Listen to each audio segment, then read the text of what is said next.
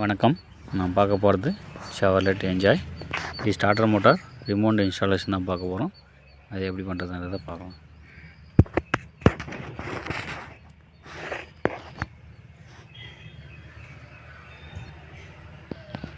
பேட்டரியோட கனெக்ஷன்லாம் remove பண்ணிவிட்டு பேட்டரியை remove பண்ணி எடுத்துடலாம். அடுத்தது ஸ்டார்டர் மோட்டருக்கு போகிற கனெக்ஷன் எல்லாம் ரிமூவ் பண்ணணும். அது பார்த்திங்கன்னா பேட்டரி லைன் ஒன்று போகுது, கீழே battery line 13 size net,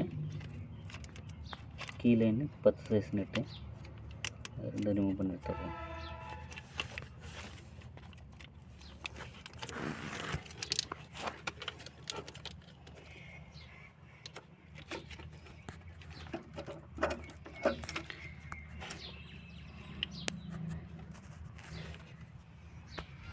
starter motor remove பண்ணுறதுக்கு இன்ஜின் சைடுலேருந்து கீர் பாக்ஸ் சைடுக்கு ஒரு போல்டு போட்டிருக்கேங்க. கீர் பாக்ஸ் சைடுலேருந்து இன்ஜின் சைடுக்காக ஒரு போல்டு இருக்கும். அது ரெண்டுமே ஓப்பன் பண்ணுறோம். இது பார்த்திங்கன்னா இன்ஜின் சைடுலேருந்து கீர் பாக்ஸ் சைடுக்கு போட்டிருக்கிற போல்டு 13 சைஸு, அது ரிமூவ் பண்ணி எடுத்துட்டோம். இது கீர் பாக்ஸ் சைடு பார்த்திங்கன்னா கீர் பாக்ஸுக்கு மேல் பக்கம் போட்டிருக்காங்க. ஆப்போசிட் சைடு ஒரு போல்டு இருக்குது 13 சைஸு, அது ரிமூவ் பண்ணி எடுக்கணும்.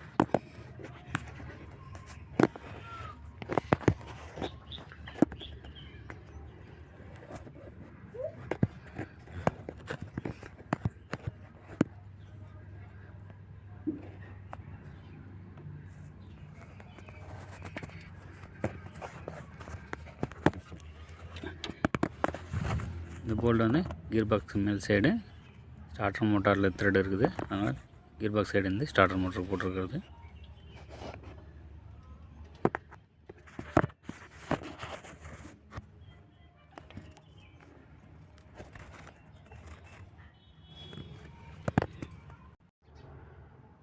அதாவது கீர் பாக்ஸ் மேலே இருந்த போல்டு ரிமூவ் பண்ணி எடுத்துட்டோம்.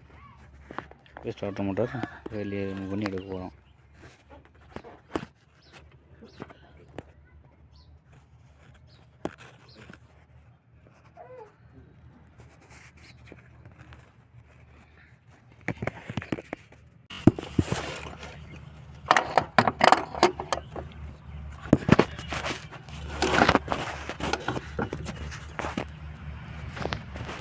ஸ்டார்டர் மோட்டர் வந்து ரிமூவ் பண்ணி வெளியே எடுத்துட்டோம். ஸ்டார்டர் மோட்டரில் என்ன கம்ப்ளைண்ட் இருந்ததை செக் பண்ணி பார்க்க போகிறோம். அதுக்காக ஸ்டார்டர் மோட்டர் ஃபுல்லாக டிஸ்மாண்டில் பண்ணிட்டு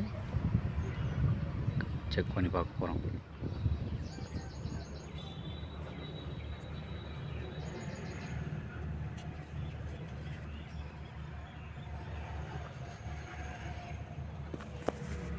ஃபுல்லாக ரிமூவ் பண்ணி செக் பண்ணி பார்க்கும்போது மேக்னெட்டிக் நல்லாயிருக்கு, ப்ரஷ் நல்லா தான் இருக்குது. கம்ப்ளைண்ட் என்னன்னா சொல்நாடு ப்ராப்ளம், அதனால் கரெக்டாக பவர் சப்ளை இதாகலை, அதனால் வண்டி ஸ்டார்ட் ஆகலை. நம்ம வீடியோ பிடிச்சிருந்தால் லைக் பண்ணுங்கள், ஷேர் பண்ணுங்கள், சப்ஸ்கிரைப் பண்ணுங்கள். நன்றி.